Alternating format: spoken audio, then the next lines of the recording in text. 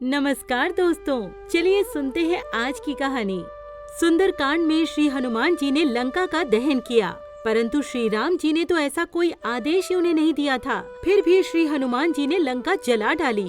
प्रभु ने तो श्री हनुमान जी को सीता जी के सम्मुख अपने बल और विरह का वर्णन सुनाने के लिए ही भेजा था। श्री हनुमान जी हर कार्य को हृदय से विचार करके ही किया करते थे। तभी तो तुलसीदास जी ने बार बार लिखा है कि यहाँ पवन सुत हृदय विचारा, पुर रखवारे दे की बहू कभी कीन विचार, तरु पल्लव महु रहा लुकाई, करे विचार करो का भाई, कभी करी हृदय विचार दीन, मुद्रिका डारी तब।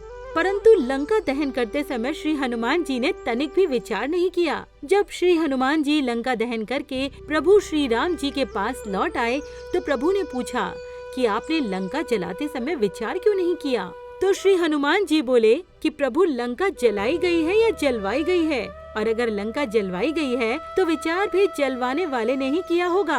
और सत्य ये है कि मेरे पास लंका जलाने की योजना थी ही नहीं, परंतु आपने मुझसे ये लंका जलवाई। तभी तो त्रिजटा, जो कि एक पवित्र और उच्च अवस्था को प्राप्त कर चुकी राक्षसी थी, और जब सारी राक्षसियां श्री सीता जी को डराने लगी तो त्रिजटा ने कहा, मैंने एक स्वप्न देखा है कि एक वानर आया हुआ है और वो लंका को जलाएगा। त्रिजटा की ये बात सुनकर श्री हनुमान जी बड़े आश्चर्यचकित होकर सोचने लगे कि मैं तो बहुत छिप कर आया था, पर धन्य है ये त्रिजटा जिसने ये सपने में भी देख लिया।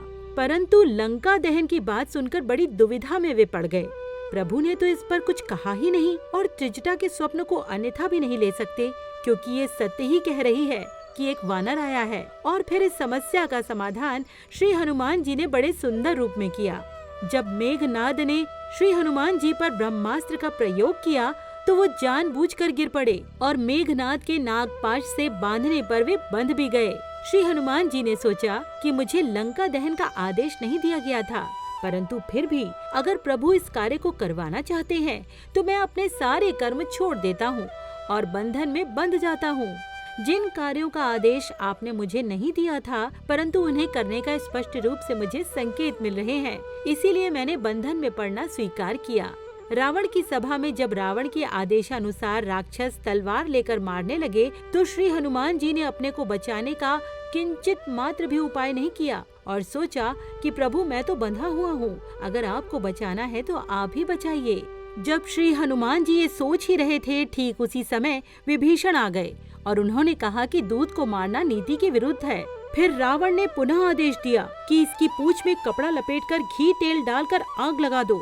तब श्री हनुमान जी ने मन ही मन प्रभु को हाथ जोड़ के कहा, प्रभु अब तो निर्णय हो गया, मेरा भ्रम दूर हो गया और मैं समझ गया कि आपने ही त्रिजटा के हाथों संदेश भेजा था, नहीं तो भला लंका को जलाने के लिए मैं कहां से घी तेल कपड़ा लाता और कहां से आग लाता। आपने तो अपनी इस योजना को पूरा करने का सारा प्रबंध रावण से ही करवा दिया, तो फिर मैं क्या विचार करता। वस्तुतः जीव तो एक यंत्र के रूप में है, आप जिस तरह उससे काम लेना चाहेंगे वो तो वही करेगा। इसीलिए मैं कहता हूँ कि लंका आपने ही जलवाई है। नमस्कार दोस्तों।